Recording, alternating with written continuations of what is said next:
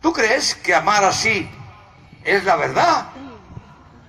¿Estás dispuesto a convertirte y desde hoy amar así? A dejarte crucificar por tu mujer, por tu hija, por tu hijo, por el patrón del trabajo, por tu cuñado que no te paga, que no te habla. ¿Estás dispuesto? Dice San Pablo, llevamos siempre en nuestro cuerpo la forma de morir de Jesús. Murió crucificado. Para que se vea que en nuestro cuerpo Cristo vive. Porque no podría yo amar así. Yo no aceptaría ser crucificado ni en el trabajo, ni en la familia, ni en ninguna parte, si no tuviera dentro la vida misma de Dios, que es así como ama. Dios ama hasta la muerte a sus enemigos. Dios no necesita para querernos que cambiemos vida, que seamos buenos. Nos ama pecadores, nos ha amado hasta la muerte. Escuchad, porque no hay mensaje più alto, più grande y più impresionante que el anuncio del querigma. Pues os decía que si alguno de vosotros acogéis esta predicación, os adherís a ella, porque sin adhesión a la predicación no hay conversión. Y dice, sí, yo quiero creer, yo acepto, creo que Dios envió a su Hijo al mundo para salvarme, a mí del infierno, de la lujuria, de mi soberbia, de mi avaricia, porque todos los hombres, dice la Escritura, están bajo el poder del pecado, son esclavos de las concupiscencias de la carne y no pueden liberarse de ellas. Es inútil que le digas a uno que no fornique. Se va a la cama con la chica del trabajo y con la cuñada y con la otra. Dice, el que vive en la carne, prisionero, no puede obedecer a Dios. Ni siquiera pueden, porque nacemos esclavos del pecado. ¿Y qué es el pecado? Pues es que el hombre tiene miedo a la muerte. ¿Y por qué bebe? ¿Por qué toma? Para no sufrir. ¿Y por qué se va con un amante, con una señora, y con aquella otra, y con la otra? Para no sufrir. ¿Y por qué se droga? Para no sufrir. Para escapar del sufrimiento. Porque todos estamos cercados por la muerte. Y sabéis que además lo que nos hace ser persona, hemos dicho en las catequesis, es el término griego, prosopón, es el mismo término que la palabra personaje en una obra de teatro. Digo esto para que entendáis por qué matan a las mujeres. Porque creen que el problema de la matanza de mujeres, y en México hay una cantidad enorme, sea consecuencia de los dos sexos. Por eso han inventado la ideología de género en los colegios, para disminuir la diferencia de sexos. Y quieren que todos los niños sean como transexuales, que cambien sexo, y en los colegios hacen el juego del respeto, que se tienen que quitar a los 5 años el vestidito de niño y ponerse el vestidito de la niña, y se tienen que tocar los genitales, para ver cómo son cosas que están sucediendo en todos los colegios, una verdadera monstruosidad. En una familia noruega cristiana, cuando a los 4 años les enseñan a masturbarse, porque han dicho los psicólogos que si queremos que esto sea eficaz, tiene que hacerse antes de los 5 años, un niño dijo que no quería. Y le dice, ¿por qué no? Dice, porque me ha dicho mi papá que es pecado. ¡Horror! Llama a tu padre. Lo han denunciado y le han quitado los 5 hijos. Dentro de poco nos quitarán los niños a nosotros. No nos quitarán. No puedes decir a tu hijo esto es pecado y esto no es. Fijaos lo que significa hoy en la sociedad. Porque han hecho una ideología que solamente así se acabará la discriminación de homosexuales, de transexuales, de mujeres, de hombres, y habrá una nueva sociedad. Y se enamoran de esta ideología, de este ídolo, y no se te ocurra decir nada, porque te meten en la cárcel. Decía una hermana del camino, nada, en el colegio hacen un examen a los niños, a mi niñita de 4 años, y la profesora le hacía unas preguntas tan horribles que quise intervenir y me dijo, como si fuera de la Gestapo de Hitler, ¡cállese! ¡Cállese! Con una violencia. Y menos mal que al final puso niña, porque si pone niño, lo meten en una clase y lo transforman en un niño. Y lo educan como un niño. Y le cambian el sexo y lo pagan el gobierno. En esta sociedad estamos. El dragón, el gran dragón y sus ángeles. ¿En qué momento vivimos? Bueno, pues os decía que el ser, la palabra prosopon, es lo mismo, la etimología griega, que la palabra personaje. ¿Por qué? Porque te da el ser. En una obra de teatro, si yo he escrito una obra de teatro, le digo a este, tú harás en esta obra de príncipe, te doy el ser príncipe, y a esta señora ser reina, y a este ser un paje, y a este ser un policía, le doy el ser. El problema es que el pecado original ha destruido en nosotros el ser, porque dice el demonio que no hay ninguna obra de teatro porque Dios no existe. Dice la Génesis que Dios es un ser celoso. Y si Dios es celoso, es un monstruo. Con lo cual quiere decir que no existe. Porque le dice el demonio a Eva, Dios tiene celos de ti, no quiere que seas como Él. Por eso está prohibido comer de este árbol. Porque este árbol te hace ser como Dios. Y efectivamente, después de comer del árbol, dice el Génesis que Dios dijo, he aquí que el hombre ha venido a ser como uno de nosotros. Y fíjate, emplea Dios la palabra nosotros. Proféticamente hace presente la Santa Trinidad. Efectivamente, el hombre echado del paraíso es Dios de sí mismo y hace lo que le viene, lo que le sale de las narices. Se levanta todo el mundo en México, en Caracas, en Madrid por la mañana y va a hacer su trabajo y a sus cosas. ¿O es que preguntan a Dios cómo tienen que vivir cada día y cada hora? ¿Viven en Cristo? ¿Pero qué decís? El mundo. Bien, pues lo que nos hace ser. Entonces, si el hombre ha destruido las raíces de lo que hace ser persona, porque te hace ser persona que Dios te haya creado. Te haya creado Dios, te ha dado el ser, te ha dicho, tú eres un hijo para mí, te he dado el ser. Pero si Dios no existe, a mí, ¿quién me ha creado? Bueno, millones de ateos, con el comunismo, millones y millones y millones en China, y en Camboya, y en Tailandia, y en Rusia, no han creído para nada en Dios. Y se educa al ateísmo a todos los colegios. Entonces, si Dios no existe, ¿a mí quién me ha creado? ¿Quién me da el ser persona? ¿Qué soy yo? Bueno, esto hace así que el hombre no puede no ser amado, porque lo que nos da el ser persona es que alguien nos ama. Entonces los niños buscan el ser en los amiguitos de la escuela, en sus padres, después en la novia, después en la mujer. Atención, si un hombre no cree en Dios ni en nadie, y lo que le está dando el ser es el amor de su mujer, que dice su mujer, tú eres mi marido, yo te doy el ser mi marido. Si se va con otra, le retira el ser. Y el hombre experimenta una cosa que se llama no ser. No ser amado. Eso se llama el infierno. Y tiene un sufrimiento tan grande que el primer pensamiento es matarla. Porque tiene dentro, ha experimentado la muerte dentro. Le han retirado el ser amado. Por eso están equivocados los que quieren en los colegios acabar con esa discriminación, porque no van a acabar con ello. Porque el problema no es ese. El problema ya lo dijo Shakespeare, to be or not to be, ser o no ser, es la cuestión. El ser amado por alguien. Si a este chico no le ama a nadie, pues va mañana y se pega un tiro. Todos los suicidios que hay en el norte de Europa, cuando se da cuenta un chaval que no le quiere a nadie. Sus padres se separaron, su padre vive en no sé dónde, su madre con un chaval no sé qué, su hermana se fue de no sé cuándo, se acostaba con una amiguita, y después va y se enamora de una chica. O sea, una cosa es acostarse con una chica y otra cosa es enamorarte, que es una cosa más seria. Se enamora de una chica y la chica le deja por otro. Y el chaval de pronto se suicida. Porque de pronto no existe, no es ser de nadie, no es para nadie.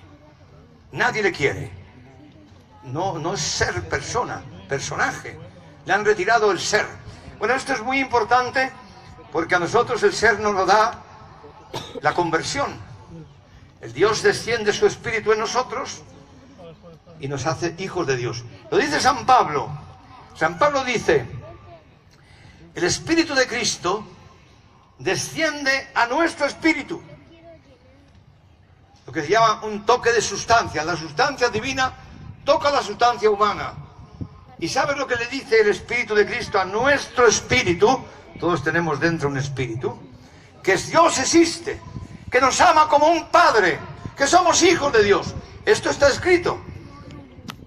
Yo mismo, por mi experiencia, cuando estaba en el ateísmo más total y en la oscuridad más profunda, ya quisiera creer, pero no sabía, yo me decía, pero ¿qué me podrá a mí hacer creer que Dios existe?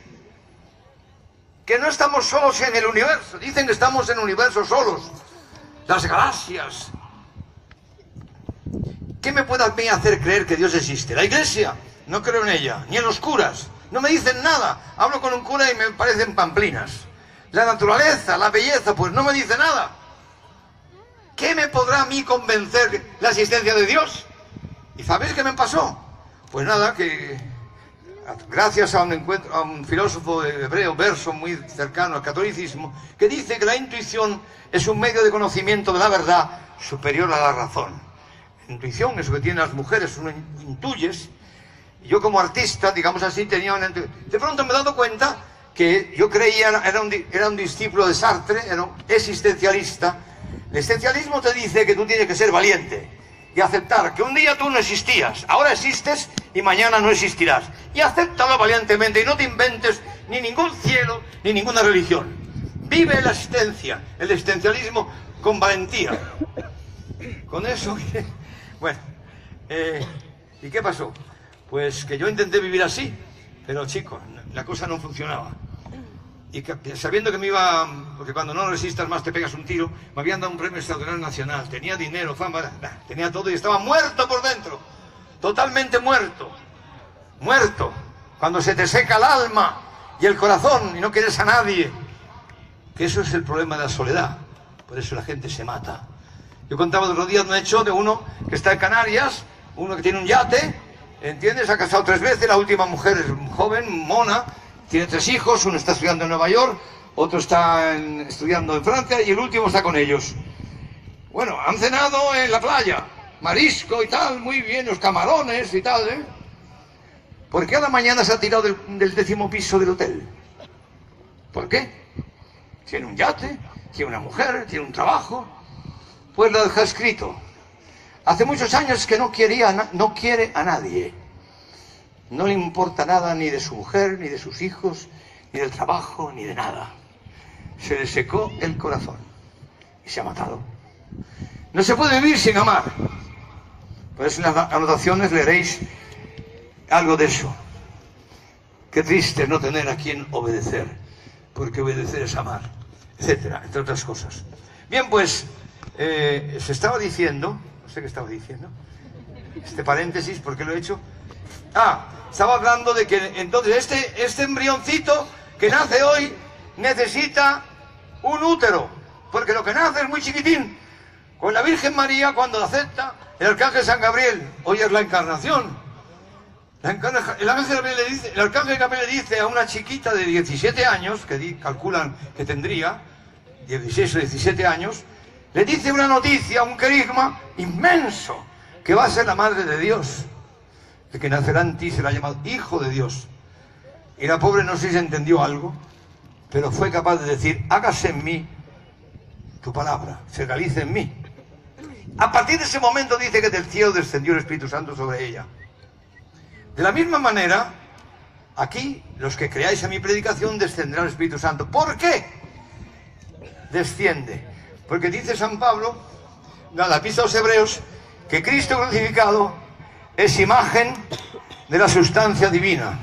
La palabra sustancia es una palabra filosófica. ¿Qué quiere decir? Pues no sé, la sustancia de esto es el metal y del libro es el papel. La sustancia de Dios, ¿cómo es? Dios, ¿cómo es? ¿De qué está hecho?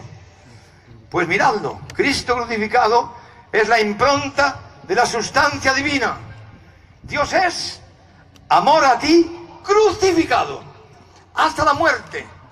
Un amor infinito, tan total, que Dios necesita para poder realizarse en ti, que tú lo aceptes totalmente. No es fácil eso. Para que Dios pueda ser en ti hoy, entrar dentro de ti y producir en ti la salvación, que Dios viva en ti, hace falta que estés dispuesto a convertirte a la cruz de Cristo. Que desde mañana tú seas un cristiano. un cristiano, alter Christus. Dice San Pablo, no soy yo quien vive, es Cristo quien vive en mí. Ora comáis, ora bebáis, ora hagáis cualquier cosa, hacerlo en el nombre de Cristo. Luego dice el Apocalipsis, mira que estoy a la puerta y te estoy llamando a tu corazón. El que me abra, mi Padre y yo descenderemos y haremos nuestra morada en él. ¿Por qué? Que Dios viva en mí. ¿Por qué? Para que se realice Dios como Dios en nosotros. Porque es la sustancia divina. Ser en ti, totalmente en ti. Como el Padre está en el Hijo, totalmente. De forma que son uno, en tres personas distintas. Dios quisiera ser en ti uno. Perfectamente uno. Que te convirtieras a Dios totalmente. Es una cosa inmensa, no se puede uno ni siquiera imaginar lo que es esto. Yo os decía que en el camino tenemos el poder de gestar un hijo de Dios, porque después de la primera catequesis, si alguno ha aceptado el querigma, se ha formado en él un pequeño embrioncito de un hijo de Dios. Pero ese embrión necesita, primero, un útero, que es la comunidad cristiana.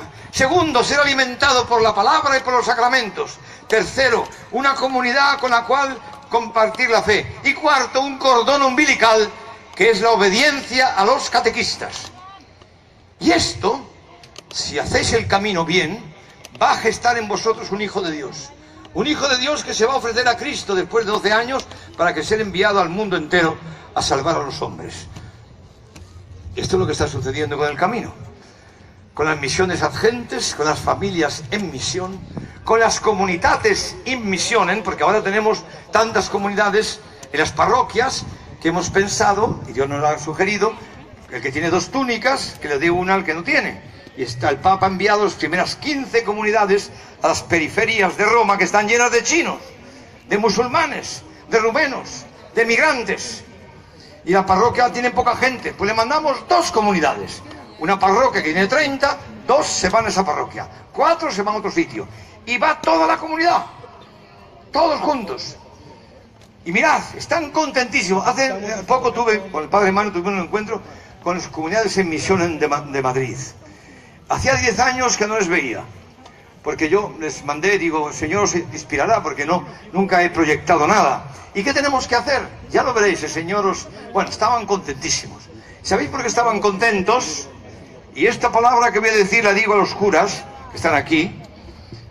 Es una pincelada, pero es muy importante.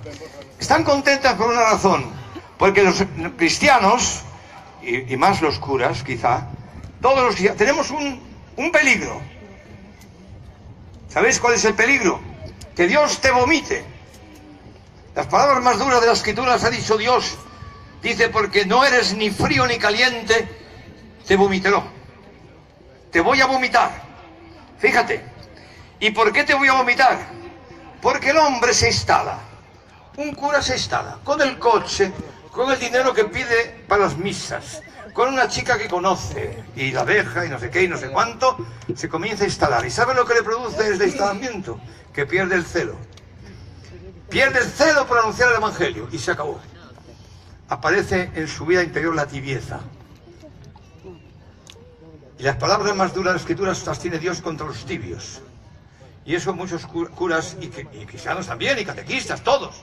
Y el obispo también puede tener tibieza por lo que sea, porque se instalarse. Pero si resulta que una comunidad, Dios te la mandas en misión, no viven su vida, no se pueden instalar, no han sido ellos los que han elegido esa vida y utilizan la religión para instalarse y para ser más cómodos y para vivir mejor.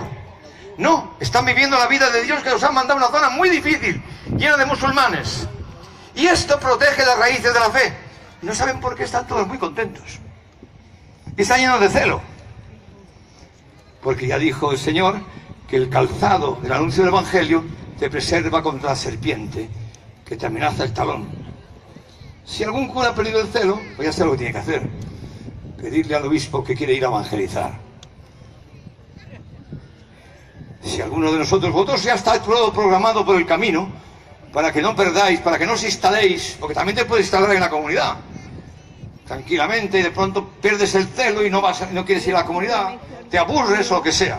Pero no, el Señor nos protege y nos da celo para anunciar el Evangelio a todo México. De verdad, México nos necesita. La cantidad de asesinatos, la cantidad de robos de todas partes. Yo decía, ¿cuántos muertos ¿cómo se llama? En Chicago? 94 al día. Y en Nueva York, 104. Y en Ciudad de México, asesinatos al día. ¿Y aquí cuántos? Y allí, y allí, y allí, y allí. Tenemos una misión enorme. Porque nosotros no somos mejores que nadie. Ese Señor que ha tenido piedad de nosotros nos ha puesto en una comunidad cristiana y ha regenerado nuestro matrimonio. ¿No sabéis la cantidad de matrimonios que estamos salvando, que estaban separados y vuelven a unirse? Algo verdaderamente maravilloso. Mira, ayer me escribió una carta de China, un matrimonio chinese. Esto es interesante porque decía, nada, hemos terminado el segundo escrutinio hace tiempo y tal, y ahora hemos entrado en crisis, mi marido y yo, y hemos ido a pedir el divorcio. Pero hemos ido a hablar a los catequistas y el catequista nos ha dicho que si nos divorciamos tenemos que dejar el camino. Y además me ha dicho, y vas a experimentar el infierno. Y esta mujer china, esa palabra la conmovió por dentro porque reconoció que ya vivía en el infierno. Entonces habló con el marido, retiraron el divorcio y volvieron a la comunidad. ¿Y sabe lo que han dicho? Que el problema todo era uno solo, el dinero. No obedecieron a los catequistas cuando dijeron vender los bienes. Hicieron un signo así en el segundo escrutinio, una tontería. Y el dinero les había destruido la vida al matrimonio. Y dijeron, mira, aquí están las familias en misión que han venido sin dinero. Y algunas no tienen ni trabajo. Y comen y mal comen, pero son un testimonio para nosotros. Hemos decidido vender nuestros bienes y vivir como en las familias en misión.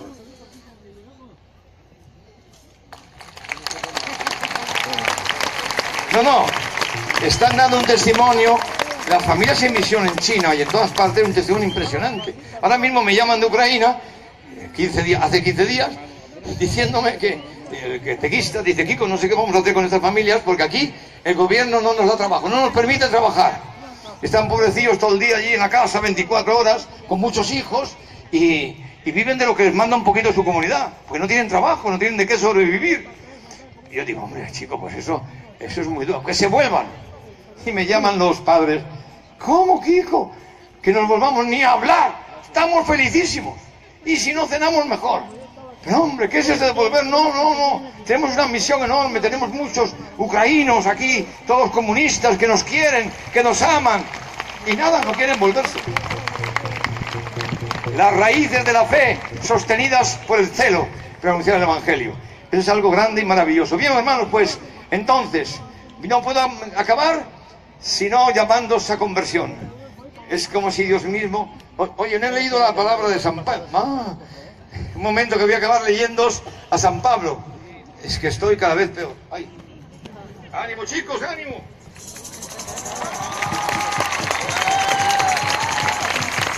Creía que había leído a San Pablo. Pero hay una palabra de San Pablo que es impresionante porque dice, mirad, es ahora el momento de vuestra salvación. Ahora. La palabra ahora mismo. Eso de ahora es muy importante porque cada vez que se anuncia el Evangelio se cumple y se realiza en el momento que se anuncia. Por eso dice el Sermón de la Montaña, ay de los que ahora ríen, ahora. Ay de los que ahora están satisfechos porque sufrirán. Ay de los que ahora, y pone una hora. Pues aquí lo mismo. Mirad lo que dice San Pablo. Dice, hermanos, el amor de Cristo nos urge dentro, nos apremia al pensar que si uno murió por todos, todos por tanto murieron. Y murió por todos para que ya no vivan para sí los que viven, sino que vivan para aquel que murió y resucitó por ellos. Así que en adelante ya no conocemos a nadie según la carne. Si conocimos a Cristo según la carne, ya no lo conocemos así. Porque el que está en Cristo es una nueva creación. Pasó lo viejo, todo es nuevo. Y todo proviene de Dios que nos reconcilió consigo por Cristo y nos confió el ministerio de la reconciliación. Porque en Cristo estaba Dios reconciliando al mundo consigo, no tomando en cuenta los pecados, las transgresiones de los hombres, sino poniendo en nosotros la palabra de la reconciliación. Somos, pues, embajadores de Cristo, como si Dios mismo os exhortara por medio de nosotros. En nombre de Cristo os suplicamos, reconciliaos con Dios. A quien no conoció pecado, le hizo pecado por nosotros, para que viniésemos a ser justicia de Dios en él. Y como cooperadores suyos que somos, os exhortamos a no recibir en vano la gracia de Dios. Pues dice él, en el tiempo favorable te escuché, y en el día de la salvación te ayudé. Mirad, es ahora el momento favorable. Mirad, es ahora el día de vuestra salvación. Palabra de Dios. Os exhortamos a que no recibáis en vano la gracia de Dios. Es que podéis recibir en vano la gracia de este encuentro. La gracia que Dios tiene disponible para daros a vosotros. Gracias a la venida de Kiko y el Padre Mario. Las gracias que quiere daros para que Dios mismo se realice en vosotros, como Dios. Podéis hacerlo vano. Os entra por un oído y os sale por el otro. O estáis aquí oyendo a Kiko y os estáis pasando muy bien, pero no os movéis. Os resistís a la gracia. El Señor te dice, mira, tienes que dejar ese pecado, tienes que dejar aquello, tienes que dejar esa postura que tienes de soberbia con tu marido, que hace 3 días que no lo hablas, o con quien sea, o con tu hija, porque no te obedece, o tu hijo, lo que sea. Pues no queréis cambiar vida, ni queréis dejar el pecado. Pero estáis aquí. Si hasta dejasteis el camino y tenéis vuestra vida, estás hoy aquí. Bien, pues dice San Pablo, os exhortamos a no hacer vana la gracia de Dios en vosotros, a no hacer que no valga para nada esa gracia que os quiere dar de conversión a Él, de vivir en Él, de hacer su voluntad día a día, momento a momento, ser en Cristo una nueva creación. Dice, si conocimos a Cristo en la carne, así fuera de mí, como una persona, ahora ya no lo conocemos así, ahora está dentro de mí, está en nosotros, porque hemos sido gestados como hijos de Dios por la gracia del Espíritu Santo, que nos hace hijos, nos da su propia naturaleza de hijos de Dios, y nos hace tener actitudes nuevas, que antes no teníamos. Antes éramos tinieblas, y contar lo que hacíamos de escondidas daba vergüenza. La lujuria, las porquerías que hacíamos, éramos tinieblas. Dice en la epístola de hoy, de la misa de hoy, pero ahora sois luz en Cristo. Y no por nuestras obras hemos dejado la lujuria, no por nuestras obras hemos dejado de tomar, o de beber, o de drogarnos. ¿Cuántos chicos en el camino han dejado la droga? Tantísimos. Y son otras personas, otras criaturas, y han dejado de tomar, y han dejado de fornicar. Les ha costado un tiempo, pero gracias a Dios, la gracia del Espíritu Santo en el camino ha ido venciendo poco a poco al hombre viejo, al hombre de las concupiscencias de la carne. Por eso, hermanos, ya habéis visto lo que dice, que murió para que el hombre no viva más para sí mismo, que vive para sí mismo. Ese sí mismo es Dios en mí. Soy yo Dios, vivo para mí. En todo busco mi felicidad, mi comodidad, en todo. Ya estoy pensando en las vacaciones, ya estoy pensando en el domingo, o no sé qué cosa, siempre pensando en mi comodidad, en pasarlo bien. Viven para sí y viven en la mentira, porque esta es la verdad, Cristo crucificado. Es la única verdad. Mirad, el universo está en expansión. El otro día me han dicho a qué velocidad caminan las galaxias. ¿Sabéis que ha habido un Big Bang? Dicen, y de pronto, ¡prum!, una explosión, y esa explosión está en acto ahora mismo. Y está en acto, y los planetas y las estrellas forman espirales mientras marchan. marchan. No sé qué me dijo, los millones de kilómetros a la hora en que funcionan las galaxias, ¿no? Están abriéndose. Nosotros formamos parte de una galaxia, de una espiral de estrellas. Y somos un planetito chiquitín de una estrella, que se llama el Sol, que forma parte de un anillo de estrellas. Y por la noche vemos el último anillo de la espiral, que es la Vía Láctea, compuesta de millones y millones de estrellas. Pues esta explosión, que todo se está moviendo, los científicos, los físicos no saben a dónde vamos. ¿Y cuándo se parará esto? Tú estás en un avión y hasta puedes jugar las cartas con un amigo y parece que no te mueves, estás quieto. Y vas en un avión que va a 200.000 o 200 kilómetros por hora, no sé, con una velocidad enorme. También de esa manera nosotros estamos marchando dentro de una galaxia. Bueno, pues más importante que esta explosión de creación, que es sublime, porque Dios quisiera convencer al hombre, enamorarlo con las maravillas que ha hecho. Tener un hijo es una maravilla. No sé si algunos os habéis emocionado, o alguna mujer. Los ojos son algo maravilloso, son joyas. Yo que conozco el arte o conferencias, digo la belleza de una chica, los pómulos son como colinas y cantan la belleza del ojo azul, y las cejas y el pelo que rodea la cara. O sea, porque toda la naturaleza tiene un lenguaje de amor. Cada cosa canta la belleza de aquella que está a su lado. Dios hace los árboles y el cielo terso canta la belleza del bosque. Y el bosque canta la belleza del lago. Y el lago canta la belleza de las rocas. Entonces, la belleza se realiza en un lenguaje de amor. Lo dice el Eclesiástico. Dios puso una cosa al lado de la otra para que cada una cante la belleza de la que le está al lado. En un lenguaje de amor. Y ese lenguaje lo percibimos nosotros porque el amor de Dios nos rodea.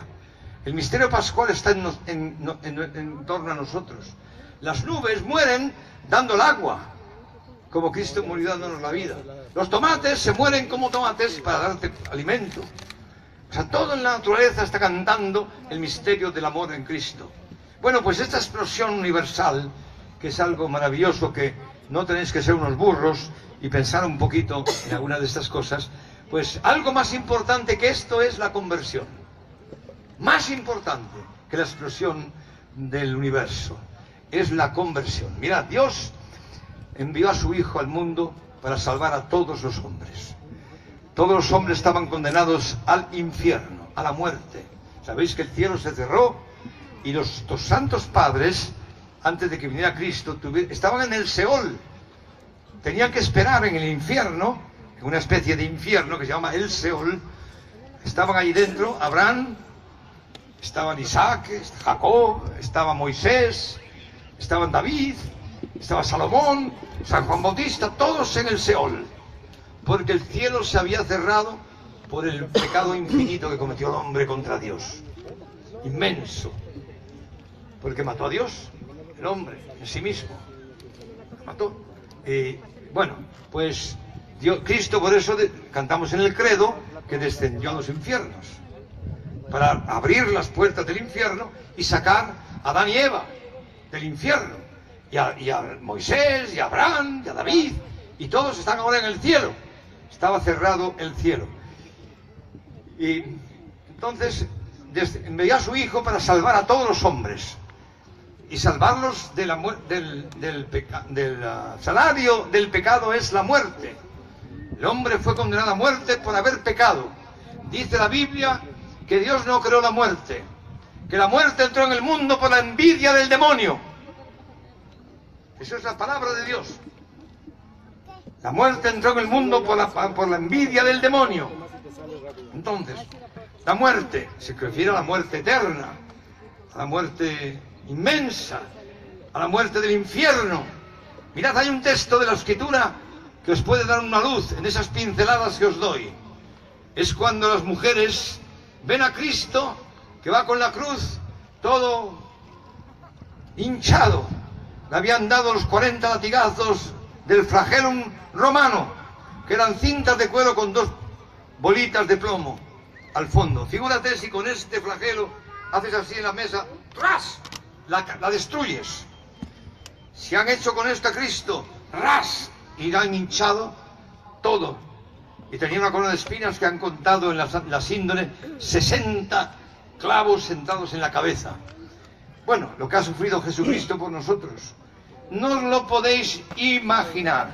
Dice Cicerón que jamás hubo suplicio mayor que la cruz, ni se podrá imaginar un suplicio más grande, porque el suplicio está en relación al tiempo que te tienen sufriendo, y la cruz no tocaba ningún órgano vital, ni el corazón, ni los pulmones, ni el hígado, ni nada, solamente en la muñeca un clavo de 30 centímetros que te atravesaba. Hay un nervio aquí muy importante que desciende la mano, que es dolorosísimo, y clavado allí, y los pies.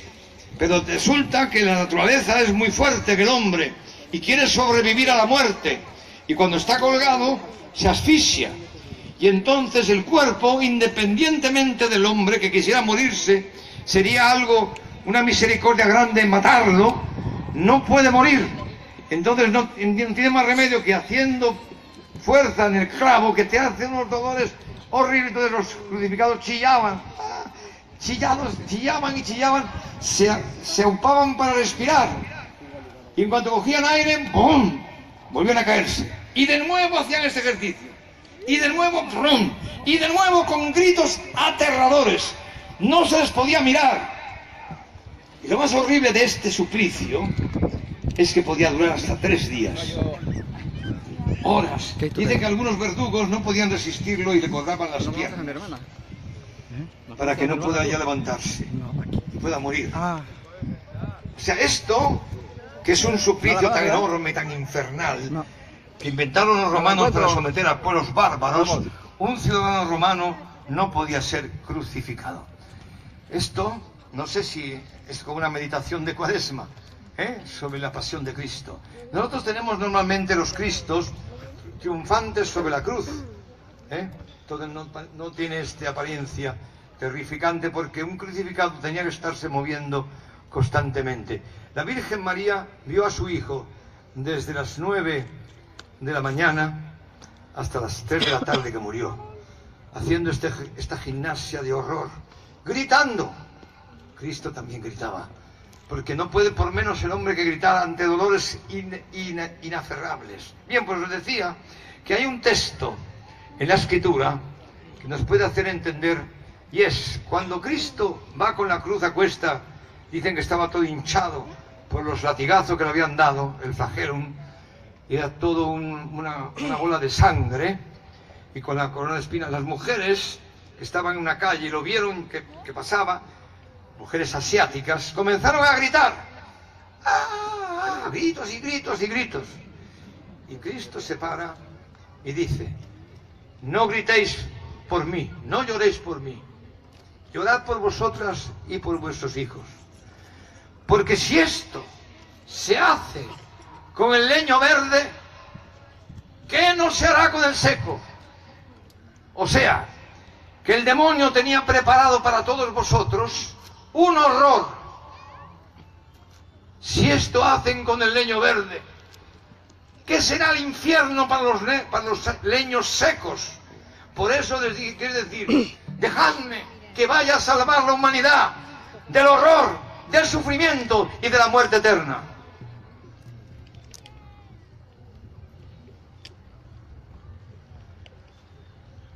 O sea que entonces el Señor Jesús ha enviado a su Hijo por ti y por mí para salvarnos de aquello que el demonio tenía preparado, de lo que es el infierno. Y dice: dejadme que vaya a salvar. Bueno, total. Entonces, ahora yo no tengo más remedio que pediros en el nombre del Señor a que os convirtáis. Convertíos y creed a la buena nueva, a la buena noticia, que Cristo ha muerto por ti, que ha sido resucitado y que ahora mismo es sacerdote eterno, está en el cielo sentado a la derecha del Padre, que es una forma de decir de su sacerdocio, presentando sus llagas gloriosas por ti. ¿Para qué? Para que te conviertas, para que Dios pueda descender en ti a través del Espíritu Santo, para que ahora, en este momento, ahora, tú puedas recibir desde el cielo a Dios mismo que desciende sobre ti en el Espíritu Santo y que te hace perfectamente uno con Él, te une a Él, te hace estrechamente uno. Mira, puso como ejemplo del amor de Dios una mujer y un hombre en la cama haciendo el amor. Dice, dos en una sola carne. Pero esto lo digo con respecto a Cristo y a la Iglesia. O sea, que Dios quisiera ser más que eso, más que el matrimonio, ser perfectamente uno en nosotros. Fíjate, si yo me uno a Cristo y este calvo que está aquí con la foto se hace uno con Cristo, pues el amor de Cristo nos une y me da ganas de darle un abrazo y estoy contento de estar con Él en la comunidad. Somos uno, somos perfectamente uno en Jesucristo. El Espíritu Santo nos ha hecho uno. Por eso dice Cristo, amaos como yo os he amado, que en este amor conocerán que sois mis discípulos. Y termino diciendo una cosa. Mirad, la misión del camino es formar comunidades que tienen la misión de abrir el oído. Porque si Dios ha querido salvar el mundo a través de la necesidad de una predicación que se tiene que escuchar, el problema más grave es que tengan los oídos cerrados. Hay mucha gente que es socialista, comunista y no soporta la Iglesia.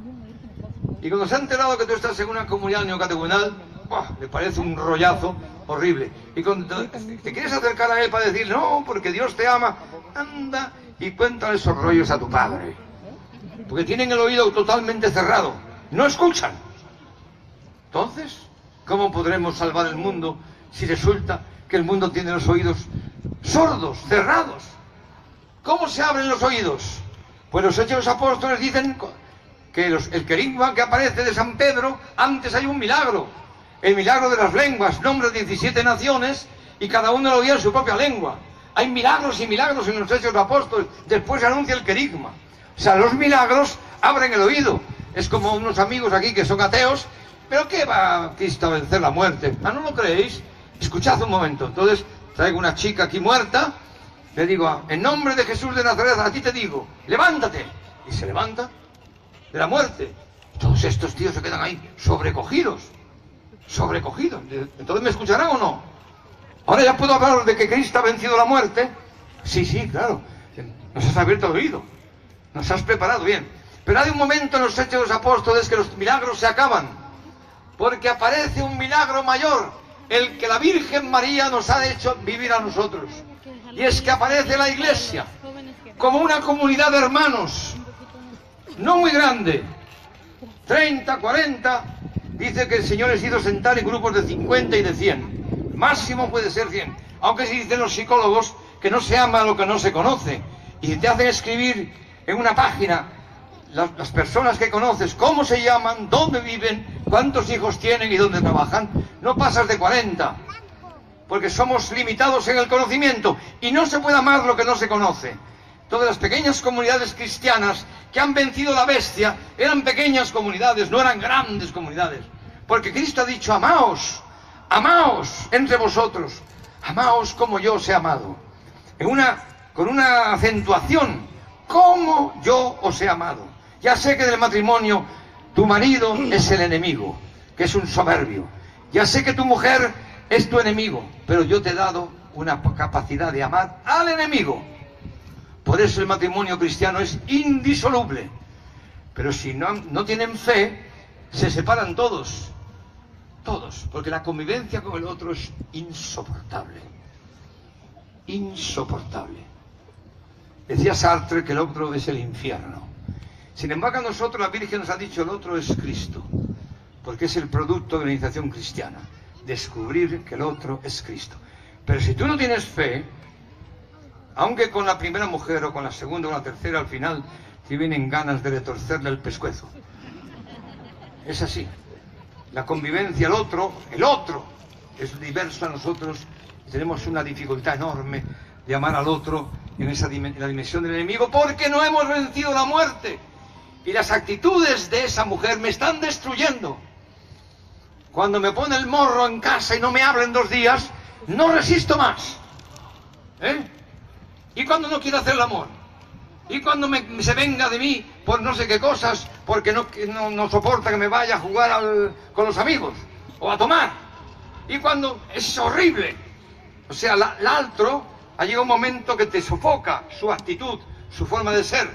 El otro también se defiende del otro. Porque somos, como decía aquella, mira, Kiko, me he casado y mi marido es un egoísta. Digo, ¿ah, sí? ¿Te ha tocado la China? Pues mira, hija mía, te voy a decir que no es así. Todos son egoístas. Todos somos egoístas. No te ha tocado a ti la China, un egoísta integral, que en casa hay que hacer lo que dice él, y vive a su bola, como dicen aquí, y hace su voluntad, y vive, etcétera. No. Somos todos egoístas. Enormemente, porque todos hemos heredado el pecado originado de nuestros padres, todos estamos llenos dentro de orgullo, llenos de orgullo, tenemos dentro de nuestro corazón, debajo, un saco de orgullo. Mira, el otro día entró un matrimonio en el coche, una pincelada rápida, y van hablando, ¿no?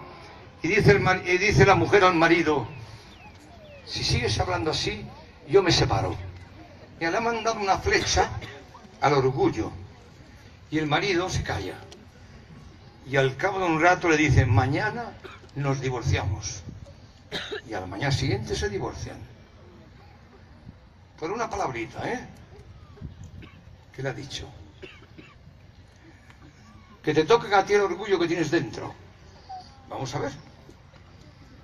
Vamos a ver cómo respondemos. Nosotros, en nuestro corazón no está solamente el orgullo. Está el Espíritu del Señor. Está dentro el Señor, que te dice, si tu marido te insulta, o no sé quién sea, o te habla de una forma, etcétera, te dice, hija mía, sé humilde, sé humilde. La humildad es la verdad. Tú eres cristiana, y Cristo fue perseguido, insultado, escarnecido, torturado y metido a la muerte. Tienes 2 opciones. Ser cristiana o ser hija del demonio. Si eres hija del demonio, véngate a tu marido y dile que mañana te vas a pedir el divorcio. Díselo, para que se chinche, para que se jorobe, para que no duerma. Véngate. Dicen los apóstoles, no permitáis que ninguno en la comunidad devuelva mal por mal. Eso está prohibido a un cristiano. Los cristianos, si te bofetean en la mejilla derecha, presentas la izquierda. Si te quieren quitar la chaqueta, le das los pantalones también. Si te obligan a andar cargado 1 milla, vas 2. Amad a vuestros enemigos, haced el bien a los que os odian. Esto es algo maravilloso. Bueno, pues os decía, y ya termino, que como está el oído cerrado, ¿cómo se abre el oído? Pues lo ha dicho Cristo. Porque los milagros abren el oído, pero los milagros cesan en los Hechos de los Apóstoles cuando aparece un nuevo milagro. La Iglesia, como la encarnación del amor de Dios hecho carne en los hermanos. Porque los hermanos en la Iglesia son el cuerpo de Cristo resucitado. No tenían templos. Cuando después de 3 siglos los cristianos se convierte Constantino, vienen en masa, ¿qué eligen para hacer la reunión de los cristianos? No un templo pagano, un lugar laico, las basílicas, que era el lugar de Roma donde se aplicaba la justicia, que tenían 5 naves, y ahí eran los jueces y se hacía justicia. Las basílicas. O sea que la Iglesia, y esas basílicas no se llamaban la casa de Dios, la Domus Ecclesiae, la casa de la Iglesia, porque la Iglesia es la comunidad cristiana. Está claro que después de Constantino ya el catecumenado viene menos, ya es como al vino le echas agua y agua y agua, y hay masas, y luego hay que hacer acentuaciones pastorales, y vienen los bárbaros, que son muy religiosos, y hay que hacer catedrales para ver si se convierten, y hay que transformar la fe cristiana en una religión. Lo dicen los santos, San Columbano, todos estos bárbaros que son muy religiosos. Cuando los jesuitas llegaban a alguna nación de América, ¿qué hacían? Un retablo de oro grande y entraban los indios así de rodillas, impresionados. Se usaba la religión para cristianizarlos. Claro, de pasar de ahí a que sean cristianos que vivan la fe en la historia, no en un templo, como os estamos enseñando, que la fe se vive en la historia de salvación. Es cada día Dios os marca su voluntad en vuestra historia, y no en un lugar de culto, que ese es el lugar sagrado y fuera está lo profano. Entonces los religiosos van a la misa o van al lugar de culto y por la noche matan, y por la noche fornican y denuncian, pero ¿qué importa? En el mundo está y van al lugar del culto sagrado y allí piden, ay, ayúdame, querida Santa Bárbara o quien sea. Quiere decir con esto que que es falso Lourdes, que es falso el santuario de Guadalupe. Quiere decir que son falsos Fátima. No, aunque si nuestro obispo dice muy bien que la piedad popular va cristianizada. No es fácil, porque los que viven en la fe religiosizada tienen un divorcio entre fe y vida, entre liturgia y la vida normal. Ahora vosotros no habéis sido evangelizados así. Vosotros habéis sido introducidos en una historia de salvación. Y a través de los ritos y de los pasos, mirad, la Iglesia ha estudiado el camino neocatecumenal. Y nos han dado summa cum laude. Han dicho que es una obra maestra. Una obra que está inspirada por Dios para ayudar a la Iglesia. Y Müller nos ha dicho, esto es un carisma del Espíritu Santo. Entonces todos vosotros habéis sido llamados a este carisma. Entonces este carisma, hoy, con respecto al fundador del camino, en este momento, en este ahora, el Señor quisiera que os convirtáis a Él, que dejéis que Dios viva en vosotros y que le pidáis al Señor vivir cristianamente, no haciendo vuestra voluntad, no viviendo en vosotros, sino viviendo en el Señor, haciendo, Señor, haz de mí lo que quieras. Están rotas mis ataduras, pagadas mis deudas, me voy a todas partes. Cantamos esto, poneos de pie. Acabamos esta fase y entraremos en la segunda parte para vivir, si algún hermano Dios le llama, cantando el canto de Carmen, cuando la echaron de las misioneras, una hermana le mandó esta poesía de Rabindranath Tagore, un poeta hindú muy cercano al catolicismo, que es premio Nobel, y ha escrito esta poesía. Están rotas mis ataduras, pagadas mis deudas, mis puertas de par en par, me voy a todas partes. Dice la Presbyterorum Ordinis que cuando se ordena un presbítero, se le ordena para toda la Iglesia, para la solicitud de todas las iglesias, porque Cristo ha dicho, id y evangelizad todas las naciones. Bien. ¿Qué pasa? ¿Qué pasa? ¿Qué pasa? No me interrumpas.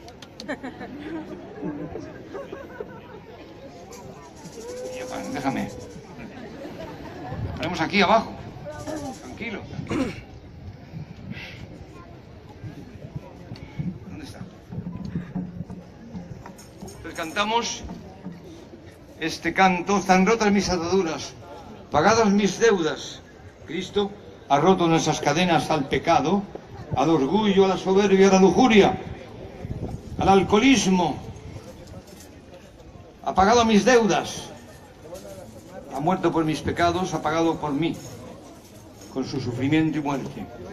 Mis puertas de par en par, abierto mi corazón, me voy a todas partes. Digo, dice, ellos, pensando a la gente del mundo, acurrucados en su rincón, porque la vida es como un rinconcito, siguen tejiendo la pálida tela de sus horas, del tiempo, y vuelven a sentarse en el polvo a contar el dinero, las monedas, siempre dinero, monedas, monedas. Y se han enterado que me quiero ir a misión con el camino y me llaman para que no vaya, que me quede con ellos a hacer dinero. Pero ya mi espada está forjada, ya tengo puesta la armadura, ya mi caballo se impacienta y yo ganaré mi reino. Porque el reino de Dios ha llegado a la tierra. Se está acercando a vosotros. Un reino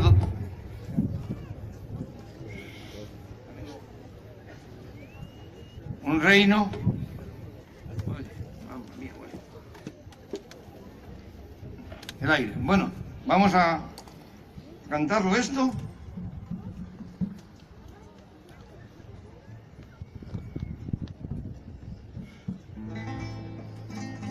Están rotas mis ataduras, pagadas mis deudas, mis puertas de par en par. Me voy a todas partes, todos. Están rotas mis ataduras, pagadas mis deudas, mis puertas de par en par.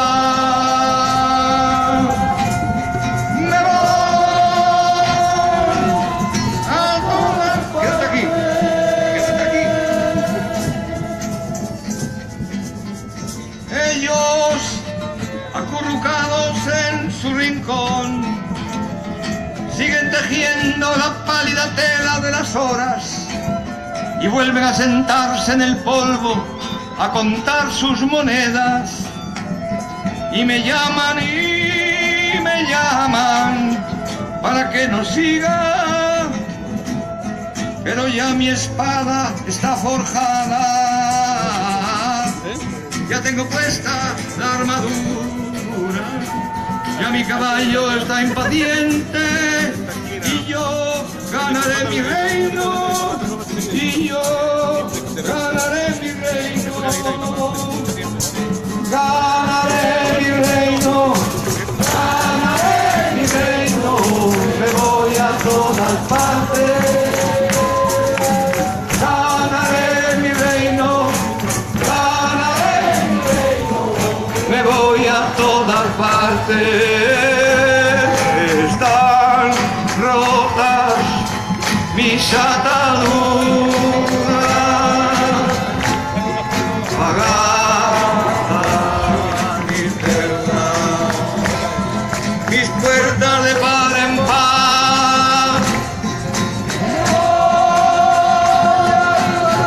A todas partes,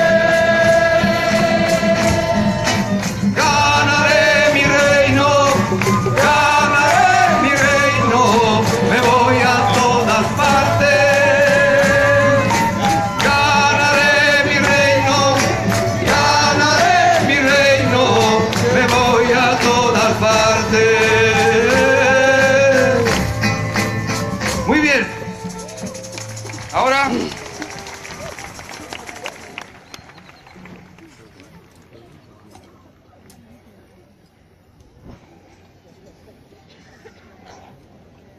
ahora vamos a pasar a la segunda parte. Espero que sea tan bella como en todas las naciones.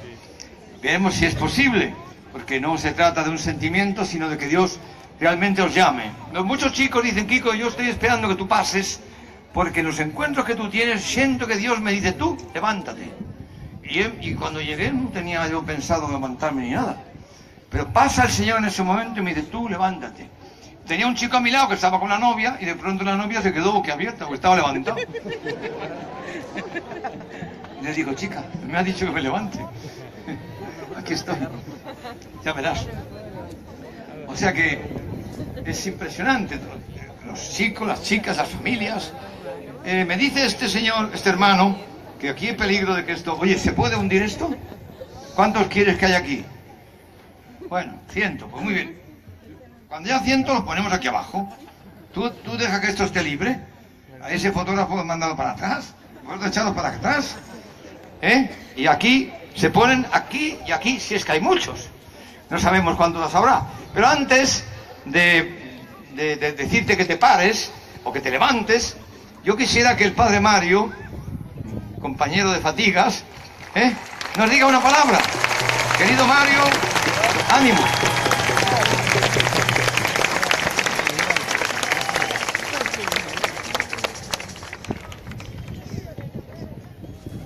Bien, estoy muy contento de estar aquí. Quería recordar al padre Alberto Zamora que de mi comunidad hemos caminado juntos más que 45 años. Estoy muy agradecido también que el Señor me ha llamado a acompañar a Kiko y Carmen desde muchos años y ver los milagros y dolores y sufrimientos con ellos.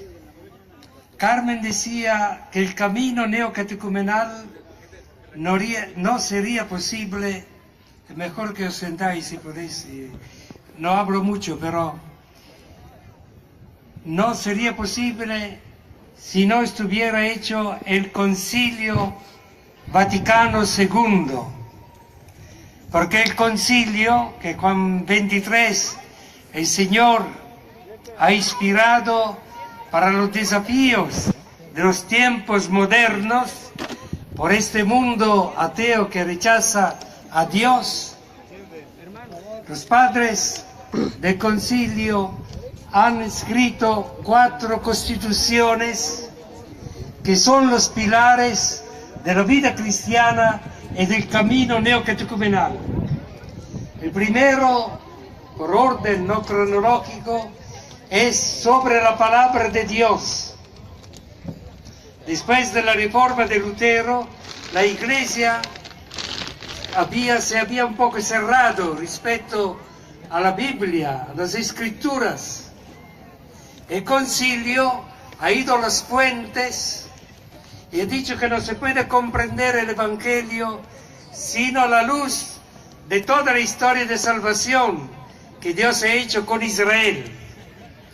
Y una de las cosas más, un tesoro que el camino neocatecumenal a través de Kiko y Carmen nos ha dado, es la celebración de la palabra de Dios. Porque la palabra celebrada en comunidad. Porque la palabra de Dios cuando se proclama, se celebra, potenciada por el Espíritu Santo, se le pone en nosotros, echa a los demonios poco a poco y va sustituyendo el principio de orgullo, de esclavitud al pecado, con los sentimientos de Cristo, con la vida divina. Yo he podido catequizar en África y he visto que después de algunos meses de camino, muchos que estaban liados con amigas o polígamos, sentían el desiderio, sin haber dicho nada a nosotros, de hacer un matrimonio cristiano. Quiere decir que el camino no es una mentalización, no es sino ideología, sino en la palabra de Dios que cae sobre nosotros como remojo durante años y va gestando esta creación nueva. Segunda constitución sobre la liturgia. Los padres de la Iglesia, del Concilio, han dicho que la reforma litúrgica no era posible sin una catequesis, una preparación del pueblo de Dios, para que sea posible una participación activa, personal, de los misterios que se celebran. Pero, ¿qué ha pasado? Que muchos han entendido por participación activa proclamar la palabra, hacer moniciones, los ministerios, el coro, hacer cosas, en ciertas partes también pronunciar la anáfora con el presbítero. Pero esta no es participación activa.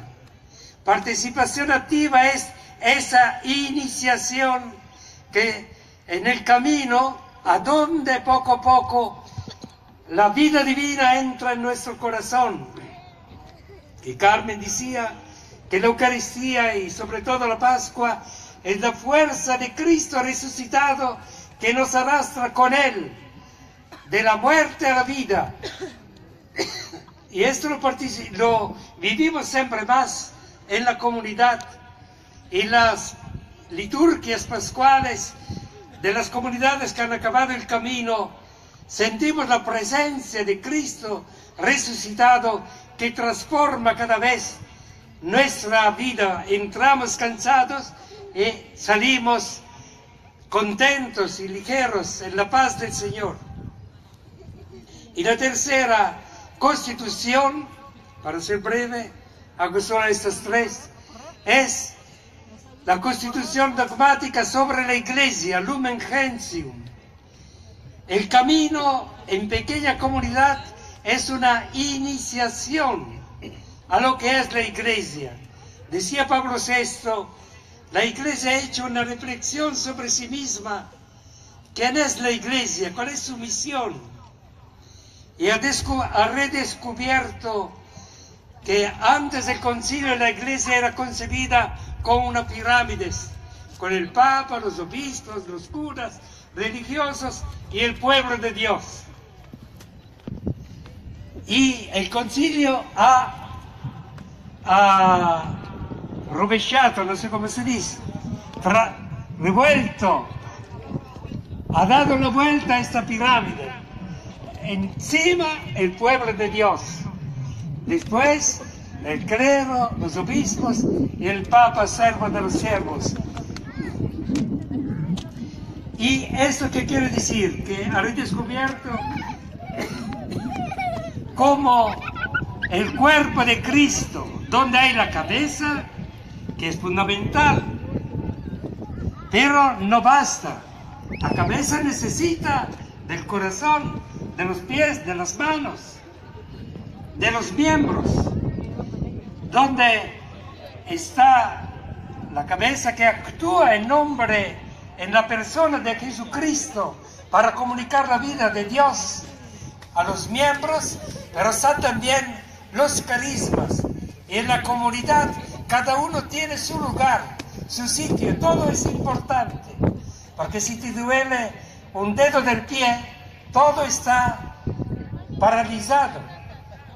Así que ha redescubierto lo que es la importancia, lo que decía antes Kiko, que ha subrayado Müller, de los carismas.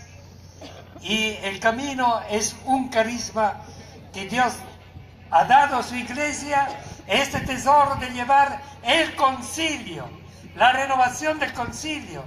Porque hoy muchos curas piensan que el concilio ya ha pasado hace 50 años. No, no, no, no. El Espíritu Santo lo ha suscitado para responder a esta generación. Y concluyo diciendo que el camino es un camino gradual y que estamos unidos, y todo lo que Kiko ha anunciado de esta novedad del Espíritu de Cristo resucitado que se comunica y vence en nosotros el hombre viejo, se hace realidad. Nos queremos siempre más.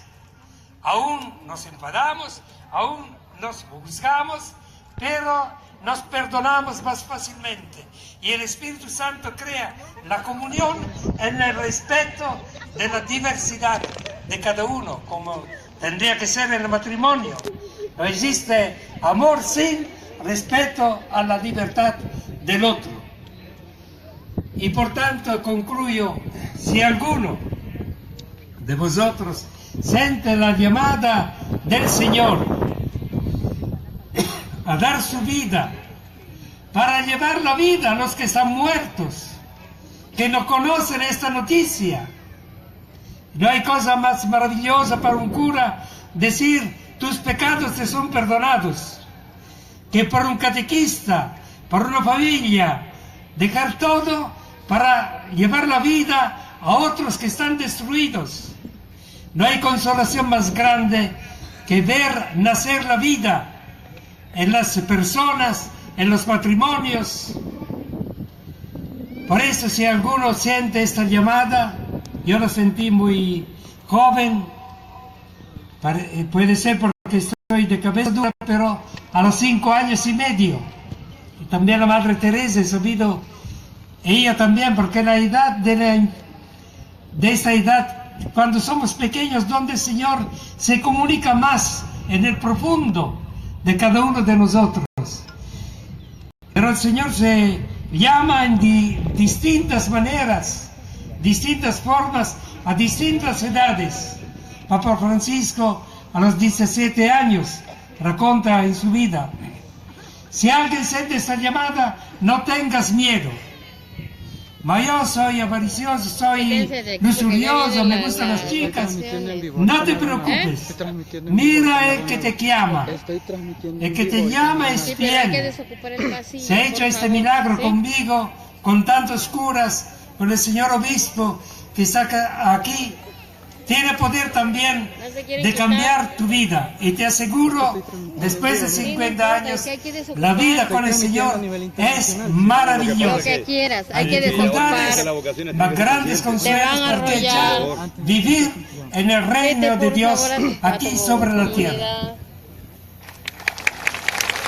Todo el mundo se vio, hermano. Todo el mundo se vio. Qué bueno, es para que vean.